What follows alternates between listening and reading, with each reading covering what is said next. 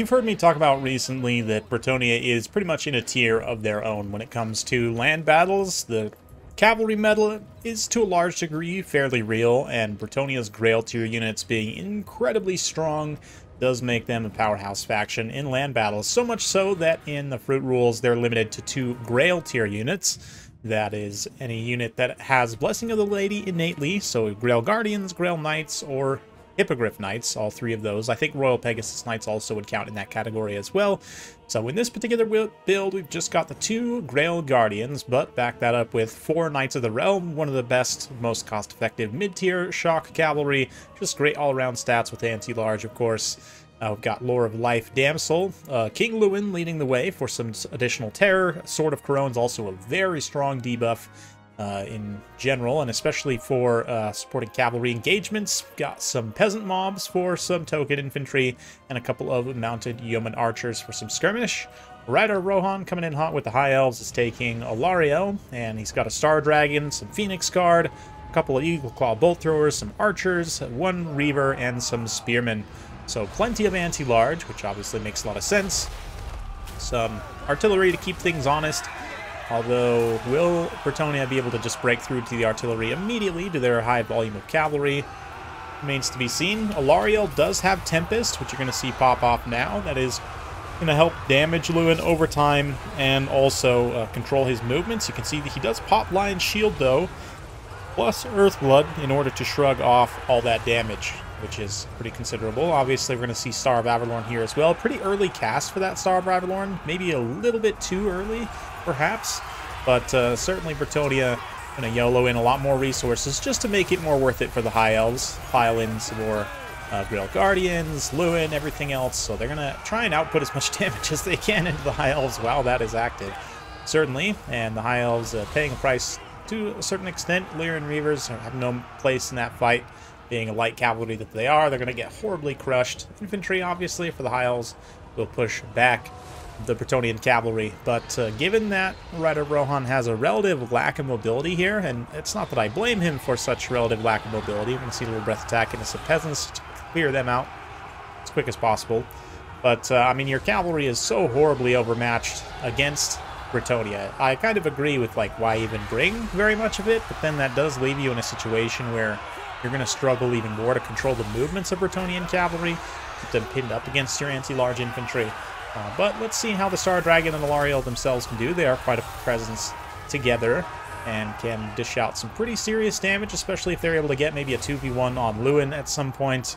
Of course, the longer the Phoenix Guards spend in base contact with the Grail Guardians and other Knight units, the more damage they're going to output.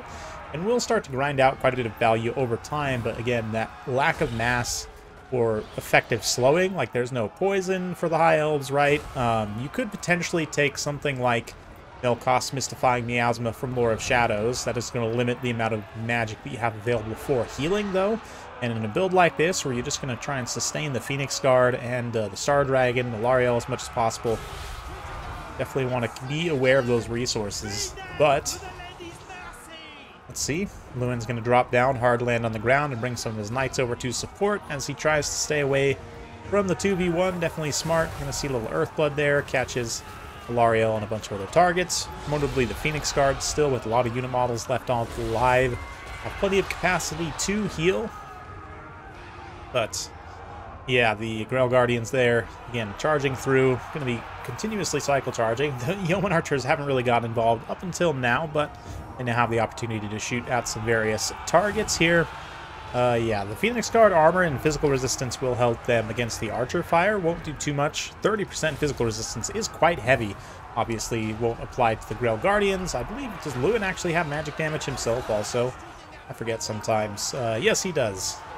Makes sense. I don't know if he always did, but we'll be able to cut through that physical resistance. But everything else will struggle to get consistent damage on the Phoenix Guard, and that's definitely going to work in Rider Rohan's favor here, again, in kind of a long grind fight, but requires these cavalry to stay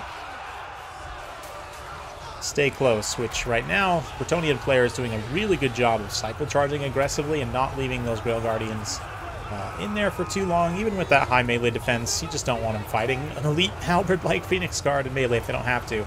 Knights of the Realm have been taking a lot more incidental damage. It's a bit tougher for them due to their lower mass for them to just completely pull through. Only 1,000 mass on them compared to 1,200 of the Grail Guardians, plus, you know, less melee defense, obviously. They don't have the damage resistance from Blessing of the Lady, unless you purchase it specifically for them. So, surprising though, we've still got one Bolt Thrower online somehow. Going to be plinking some shots out there, trying to pick off some more unit models. Little Earthblood for Bretonnia, heal up the Knights, keep them all topped up. The other Grail Guardian, let's see, hanging around here somewhere, perhaps. Let's see, Knight of the Realm, Knight of the Realm. Okay, so just the one Guardian here for now. I'm not sure where the other ones got off to. Oh, here it is. Okay. So yeah, both Grail Guardians still at like 3/4 HP.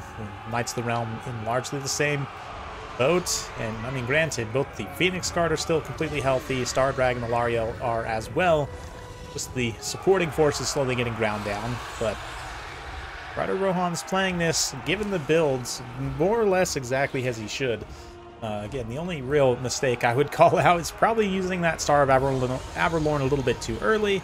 Didn't get the best contact on that breath attack there, which is not the biggest deal in the world. Star Dragon certainly has plenty of capacity to pay for himself, but sniping the caster here would be a huge boon as well to make sure that the cavalry of Bretonnia cannot continue to receive that HP healing. Of course, King Lewin with his self-heal will continue to, but getting this caster off the field would be huge for Rider Rohan. The balance of flower is going to reflect that slightly as it ticks in his favor a little bit, as he's able to perhaps snipe the caster here. We'll see.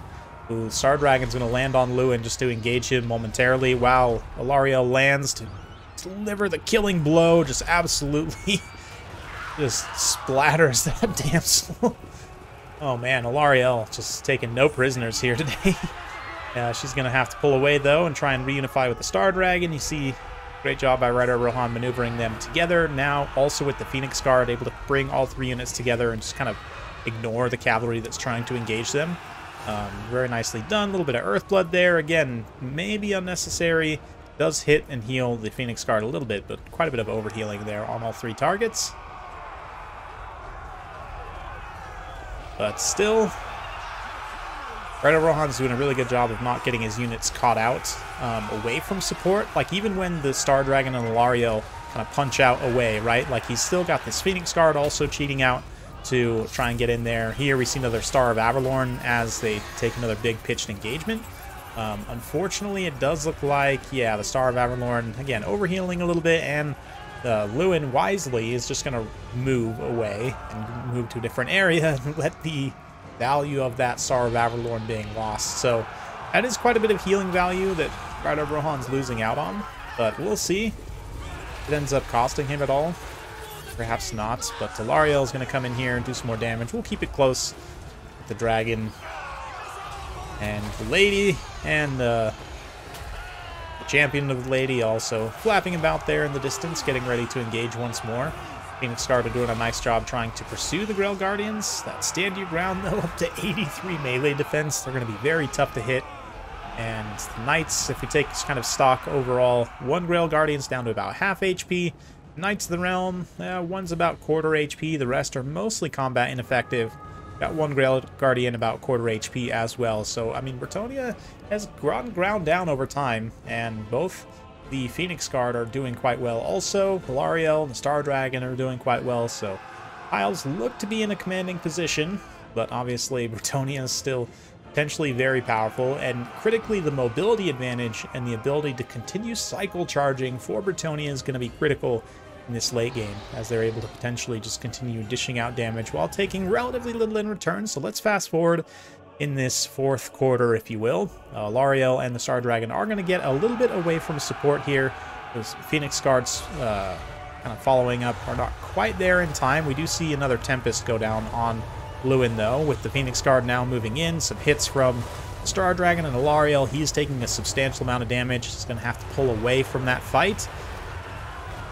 Let's see for the rest, though. The Grail Guardians and Knights of the Realm able to get a little bit of damage in there. We do have the one Phoenix Guard just kind of holding out here for the time being.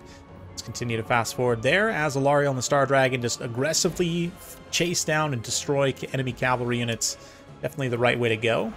That being said, Bretonnia is also doing what they should, which is just picking off any unit that's weakened at this point. So just directly charging these spearmen with Lewin. He's able to terrify them away. start to just thin the numbers down a little bit here. The biggest thing for Bretonnia is they've just got to thin out, you know, the Spearmen and other supporting units, get those Phoenix Guard and the Dragon and Alario all by themselves, all those power units. But it's going to continue to be quite the brawl as it unfolds here. You can see the Grail Guardians and the Knights of the Realm managed to get a really good engagement. Suddenly things turn around where Alario is kind of separated out away. If I get rid of the flags here and go overhead view, you can see how she's separated out away from this halberds, right? The Phoenix Guard.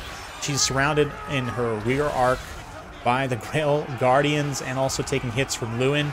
Suddenly she gets burst down super fast with Sword of Prone, also debuffing her melee defense, and with the loss of Alario, leadership could potentially become an issue. Keep in mind, of course, as any High Elf main will tell you, Phoenix Guard are not immune to psychology. They are vulnerable to getting terror routed here, but that also is going to require the Star Dragon to potentially get sniped out here, which right now, Bretonnia is not looking like they have the resources to do so. So despite the loss of Alario, perhaps Rider Rohan will be able to win this one, but let's see here. Lewin gets a good charge in there, able to get some damage in. Again, that attack animation, like carrying the Star Dragon out and away from the Phoenix Guard there. You saw that little quick attack animation, pulled it out into the middle of the Knights, where suddenly it gets surrounded, and it can get bursted down very quickly. These few Grail Guardians that remain, Knights of the Realm, have anti-large.